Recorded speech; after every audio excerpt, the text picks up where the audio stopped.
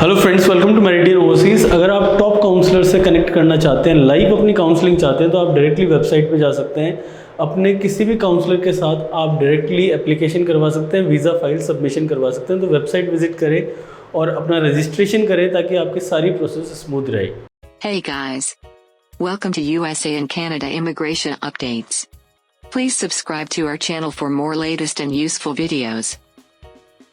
Student loan payments were supposed to be paused during the COVID-19 pandemic, but $40 million of student loan debt was garnished anyway. Here's what you need to know. Student loans. In a nightmare scenario for some student loan borrowers, their wages were taken to pay their student loans, even when this wasn't allowed to happen. Student Borrower Protection Center, a leading student loans advocacy nonprofit, discovered through a Freedom of Information Act (FOIA) request that approximately $40 million in wages were garnished from student loan borrowers, even though the U.S. Department of Education prohibited garnishment of wages to pay student loans during the COVID-19 pandemic. Imagine for a moment that you're a student loan borrower. In response to the COVID-19 pandemic, Congress passed the CARES Act, the $2.2 trillion stimulus package, in March 2020 and halted all mandatory federal student loan payments, set interest rates on federal student loans to 0%, and stopped all collection of student loans in default. However, somehow, your wages were improperly garnished to pay your student loans.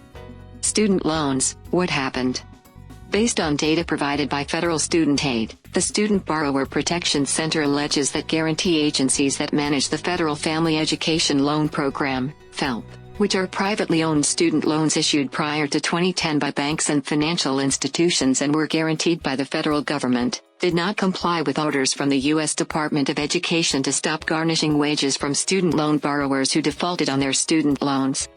This includes: one guarantee agency, Ascendium, continued to collect $3.9 million in wages from defaulted FELP student loan borrowers in June 2021. Guarantee agencies failed to refund $12.9 million in cumulative wages garnished since October 2020, but as of June 2021 still had not refunded these improper wage garnishments, despite orders from the Education Department to do so. An additional $24.8 million in wages were garnished from defaulted FELP student loan borrowers from March 2020 to October 2020. In aggregate, the Student Borrower Protection Center says that, as of June 2021, $37 million in improper wage garnishments have not been refunded to student loan borrowers, even though these guarantee agencies were required by the Education Department to refund these wages. The results of our FOIA request make clear that despite the U.S. Department of Education's orders, the most vulnerable student loan borrowers continue to have money taken out of their paychecks during an ongoing pandemic, the Student Loan Protection Center wrote. Student loan relief, what happens next? Student loan relief, which includes this temporary student loan forbearance and non-collection of student loans in default, will end on January 31, 2022.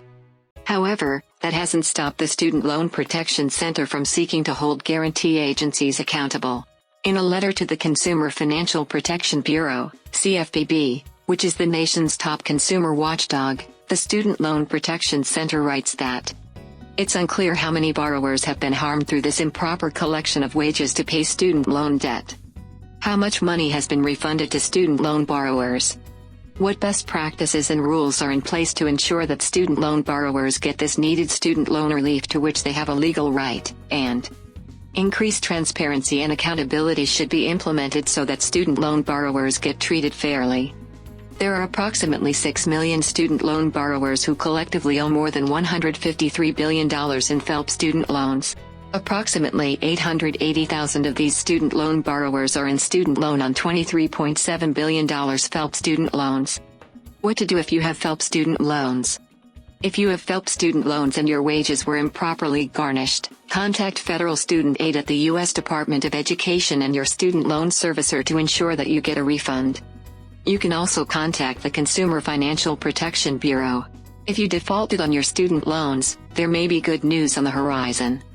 Student loan cancellation has become a hot topic on Capitol Hill, and Congress is considering making student loan forgiveness easier for millions of student loan borrowers. To convert your FFELP student loans into direct loans, contact your student loan servicer to consolidate your FFELP student loans into a direct consolidation loan. With a direct consolidation loan, you will no longer have FFELP student loans and will be eligible for income-driven repayment plans and the Public Service Loan Forgiveness Program, for example, among other benefits. You will also become eligible for student loan forgiveness. Student loan relief is ending soon.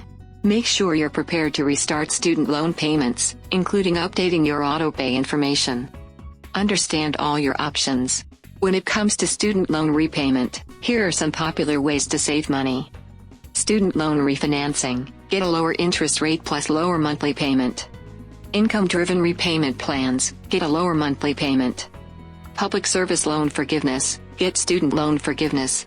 Thanks for watching this video.